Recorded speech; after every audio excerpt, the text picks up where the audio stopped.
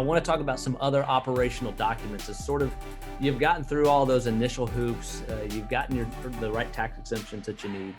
What else is sort of a best practices for a nonprofit organization? Now, it's a good idea to have your bylaws in place at the beginning. We talked about that in a prior segment. And it's also a good idea to have your conflicts of interest policy at the beginning, because the 501c3 application has a box to check whether or not you have one, and the IRS likes you to have a conflict of interest policy. And you may be thinking, well, why do I need a conflict of interest policy? I'm just getting started. It may arise sooner than you think. Is the nonprofit renting space from the founder? The founder has an office that they use for their for-profit company, and they let the nonprofit operate out of the same office space. Are they charging rent? If so, it better be market value rent. It better not be a sweetheart deal so that the founder can get excessive rent.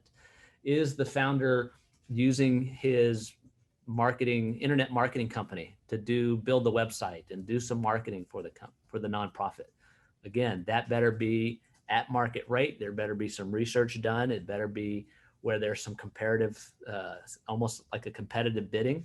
And all of that is spelled out in the conflict of interest policy, because it may come up, quicker than you think, because a lot of times it does make sense to operate your nonprofit out of your same office space that you have for your business. And, the best practice would say that's a donation and it's done for free.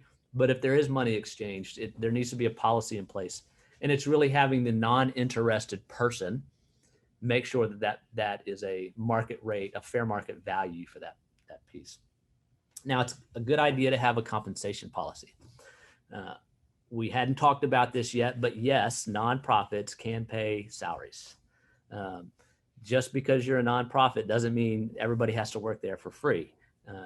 So there should be a policy that's in place to make sure that the compensation that is paid to folks that work there is, again, sort of this fair market value. The IRS will look at your compensation to make sure that you're not overpaying people.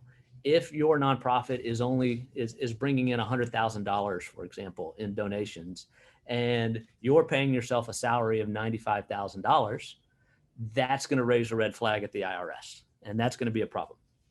Now, if you're to the level of the United Way, those folks are running a major organization. They're no different than the CEO at a Fortune 500 company at that point. Now, they don't make as much, but it's perfectly justifiable for them to have pretty competitive compensation to get the right type of talent you need as you grow. And so, it just needs to be reasonable. And as you grow, it's good to have this policy in place. And really what it's going to spell out is, okay, who gets to vote on the compensation? You don't want the person whose salary is being decided to approve their own salary. So you should have the non-interested people approve it. You're also going to want to have this is the research we're going to do. We're going to go to GuideStar, which is a website where you can look at kind of the inner workings of a bunch of nonprofits, and you can see what are they paying their top people. And then you're going to want all of this documented, that you took these steps. These are the people who did the research. This is why they based the compensation on, and this is who approved it, so that it's all documented. And finally, another one is a gift acceptance policy. And again, if you're just starting off, you may be asking yourself, well, why wouldn't I take all the gifts that are offered to my nonprofit? There may be a time when somebody offers you a piece of property, and you don't know if there's debt on that property. You don't know if there's hazardous environmental issues on that property. Somebody may offer you a prize racehorse. What are you going to do with a prize racehorse, right? And so this is really a policy to have in place, and the IRS calls it a non-standard contribution.